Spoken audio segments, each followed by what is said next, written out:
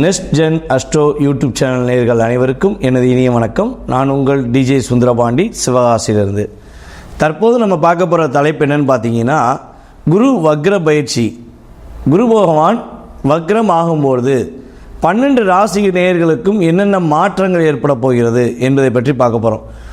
First, குரு பகவான் எப்பொழுது வக்ரம் ஆகிறார், எப்பொழுது வக்ர நிவர்த்தி ஆகிறார் என்பதை பற்றி தெரிஞ்சுக்கிடுவோம். அதாவது குரு பகவான் வந்து பார்த்தீங்கன்னா இப்போ ரிஷபராசியில் அமர்ந்திருக்கிறார். இந்த ரிஷபராசியில் அமர்ந்திருக்கும் குரு பகவான் ரிஷபராசிக்குள்ளேயே வக்ரமாகிறார். அதான் விஷயம். ஏன்னா எல்லாருமே என்ன நினைக்காங்கன்னா, குரு பகவான் வக்ரம் ஆகிட்டா பின்னோக்கி நகர்ந்துருவார், அப்போ மேச ராசிக்குள்ளே நகர்ந்துருவாரோ அப்படிங்கிற ஒரு கேள்விகள் நிறைய பேர் நம்மகிட்ட கிளைண்ட் கேட்குறாங்க. ஸோ அதனால தான் முதல் சொல்லிக்கிறேன். என்னென்னா, குரு பகவான் அதாவது ரிஷபராசிக்குள் இருக்கும் குரு பகவான் ரிஷபராசிக்குள்ளேயே மிருகசீர்ஷ நட்சத்திரத்தில் பின்னோக்கி நகர்கிறார் என அறியப்படுகிறது. இது எப்போ நடக்குது அப்படின்னு சொல்லி பார்த்தீங்கன்னா, அக்டோபர் மாதம் 9ஆம் தேதி சரியாக 11:50 மணிக்கு மேல் குரு பகவான் ரிஷபராசிக்குள் வக்ர நிலை அடைகிறார் என பார்க்கிறோம். அப்போ அக்டோபர் 9 அவர் எப்போ வரையும் அந்த வக்ர நிலையில் இருப்பார் அப்படின்னு சொல்லி பார்த்தீங்கன்னா, பிப்ரவரி 2ஆம் தேதி 2025 வரையும் குரு பகவான் வக்ர நிலையிலேயே செயல்படுவார் என பார்க்கிறோம். அப்போ இந்த பிப்ரவரி 2ஆம் தேதிக்கு மேலே தான் குரு என்ன பண்ணுவார், வக்ர நிவர்த்தி ஆவார் என தெரிகிறது. சரி, ஓகே. இந்த குரு பகவான் வக்ர நிலையில் இருக்கும்பொழுது நம்ம நேயர்களுக்கு என்னென்ன மாற்றங்கள் ஏற்படும், அப்போ நிறைய பிரச்சனைகள் எதுவும் வருமா, கவலைகள் எதுவும் வருமா அப்படிங்கிற ஒரு பதட்டமான சூழ்நிலையை விட்டு நீங்கள் கட்டாயமாக வெளியே வந்துடலாம்.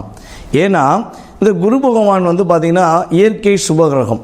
ஒரு நல்லவர் வந்து திடீர்னு ஒரு வக்ர புத்தி அப்படின்னு நம்ம சொல்லுவோம் பார்த்தீங்களா, நல்லா தான் ஏன் அந்த மனுஷன் இருந்தான், இவன் ஏன் இப்படி ஒரு வக்ர புத்தியோடு இருக்கான் அப்படின்னு நம்ம சொல்லுவோம் பார்த்தீங்களா. அதே மாதிரி தான் சுப கிரகமான குரு பகவான் வக்ர நிலை அடையும் பொழுது என்ன பண்ணுவார்னா, சில ராசிகளுக்கு சில ஒரு பாதிப்புகளையும் சில விதமான ஒரு சிந்தனைகளையும் கொடுப்பார், அவ்வளோதான்.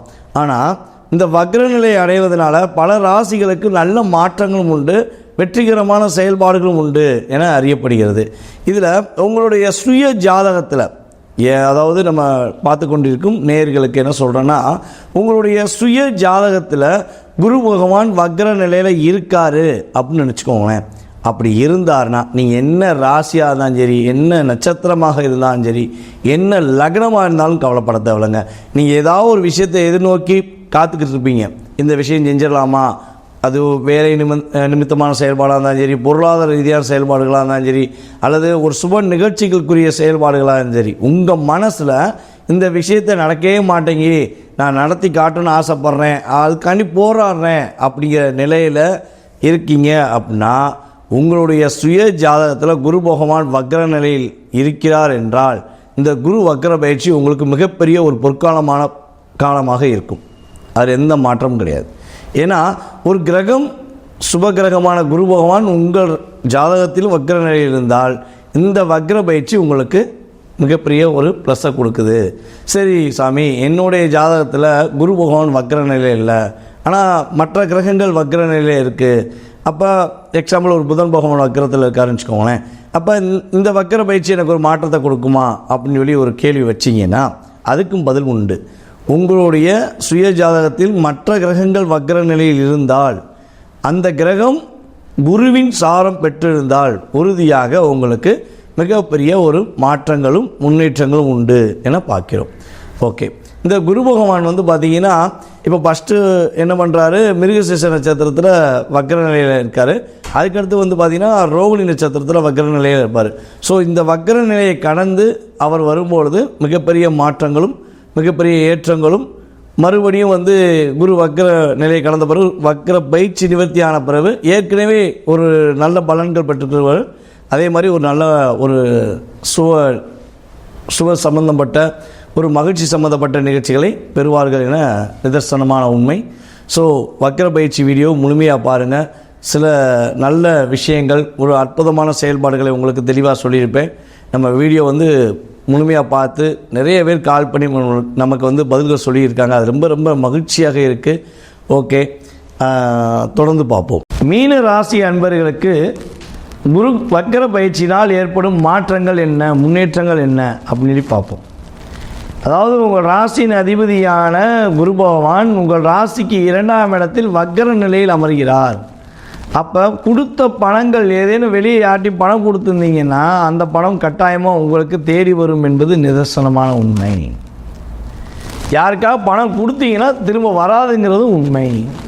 ஏன்னா இப்போ குரு வக்கரமாயிருக்காரு.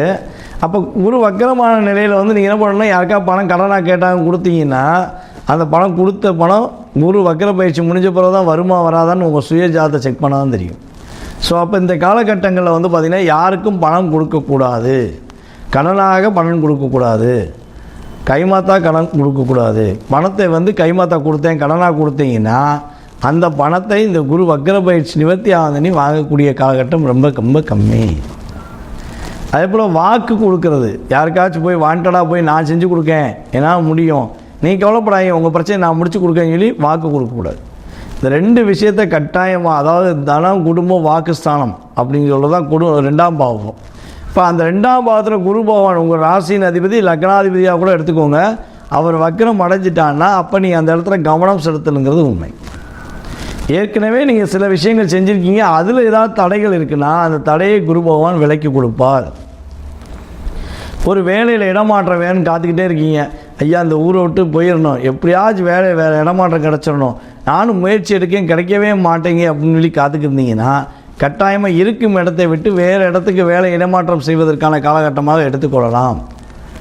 அப்படி வேலை இடமாற்றம் வேண்டாம், இருக்கிற இடத்துலேயே வேலை பார்க்க நினச்சிங்கன்னா சில வழிபாடுகளை பின்பற்றணும். அப்படி நினைக்கிற நேயர்கள் கட்டாயமாக கீழே உள்ள நம்பருக்கு தொடர்பு கொள்ளுங்கள், அதற்கான வழிபாடு முறைகளை உங்களுக்கு சொல்கிறேன். ஸோ வேலை இடமாற்றம் வேணும்னு காத்திருக்கவங்களுக்கு குரு பகவான் வக்கர பயிற்சி மூலமாக வேலையை இடமாற்றம் கொடுப்பதற்கான காலகட்டமாக இருக்க போகுது. அதே போல் நீங்கள் பணிபுரியும் இடங்களில் தேவையில்லாத சின்ன சின்ன சச்சரவுகள் சின்ன சின்ன சண்டைகள்லாம் வருவதற்கான வாய்ப்புகள் உண்டு. ஸோ நீங்கள் உங்களுடைய பணியில் உங்களுடைய வேலையில் நீங்கள் கட்டாயமாக நிதானமாக பொறுமையாக செஞ்சிட்டிங்கன்னா அந்த பிரச்சனையிலேருந்து நீங்கள் தப்பிச்சுக்கிடுவீங்க. அதே போல் யாருக்காவது ஜாமீன் கையெழுத்து போடணும்னு சொல்லி கையெழுத்து போட்டுட்டீங்க அப்படின்னா அந்த கையெழுத்துக்கான தொகையை நீங்கள் செலுத்தக்கூடிய காலகட்டமாக வந்துடும். ஸோ ஜாமீன் கையெழுத்து போடக்கூடாது, யாருக்கு வாக்கு கொடுக்கக்கூடாது, மற்றவங்க குடும்ப விஷயங்களை தலையிடக்கூடாது. சரியா? அதுக்கடுத்தபடி வந்து பொருளாதாரம் சம்மந்தப்பட்ட விஷயங்களில் யாருக்கும் அதிகமாக கொடுத்து உதவிடக்கூடாது. ஸோ இந்த விஷயங்கள்லாம் நீங்கள் கரெக்டாக கடைப்பிடிச்சிட்டிங்கன்னா இந்த குரு வக்கர பயிற்சியானது உங்களுக்கு உறுதியாக மிகப்பெரிய வெற்றியையும் மிகப்பெரிய ஒரு மாற்றத்தையும் மகிழ்ச்சியான சூழ்நிலையை உருவாக்கி கொடுக்கும். திருமண தடைகளை விலக்கி திருமணம் முடித்து வைக்கக்கூடிய காலகட்டமாக இருக்கும். அண்ணன் தம்பி உறவுகள் மூலமாக மிகப்பெரிய ஒரு வெற்றியை கிடைக்கக்கூடிய காலகட்டமாக இருக்கும். கனவு மனைவி ஒற்றுமையில் ஏதாவது சின்ன சின்ன பிரச்சனைகள் இருக்குது, அந்த பிரச்சனைக்கு ஒரு முற்றுப்புள்ளி கிடைக்காதா அப்படின்னு காத்துக்கிட்டு இருக்க மீனராசி என்பவர்களுக்கு உறுதியாக கனவு மனைவி ஒற்றுமையில் ஒரு மிகப்பெரிய ஒரு வெற்றி. நீங்களே உட்காந்து பேசுனீங்கன்னா மற்றவங்க அந்த குடும்ப விஷயத்தை தலையிடாமல் நீங்கள் வந்து அதை சரியான முடிவெடுக்கக்கூடிய தன்மையில் கிரகங்கள் சப்போர்ட் பண்ணும். அதில் எந்த மாற்றமும் கிடையாது. அதே போல் வந்து பார்த்திங்கன்னா புதியதாக தொழில் தொடங்கணும் ஆசைப்பட்டீங்கன்னா அதிக முதலீடு செஞ்சு தொழில் தொடங்காமல் கமிஷன் அடிப்படையில் தொழில் செஞ்சீங்கன்னா கட்டாயமாக நல்ல ஒரு யோகம் உண்டு. ரியல் எஸ்டேட் பார்க்கும் நமது மீனராசி அன்பர்களுக்கு உறுதியாக ரியல் எஸ்டேட்டில் நல்ல ஒரு முன்னேற்றம் உண்டு, வெற்றி உண்டு, மகிழ்ச்சி உண்டு. கமிஷன் அடிப்படையில் செய்கிற எந்த பிஸ்னஸாக இருந்தாலும் மீனராசி என்பவர்களுக்கு உறுதியாக இந்த கிரகங்கள் குரு வக்கர பயிற்சி மூலமாக அப்படியே ஃபுல் ரிசல்ட் எடுத்து கொடுக்குங்கிறது நிதர்சனமான உண்மை.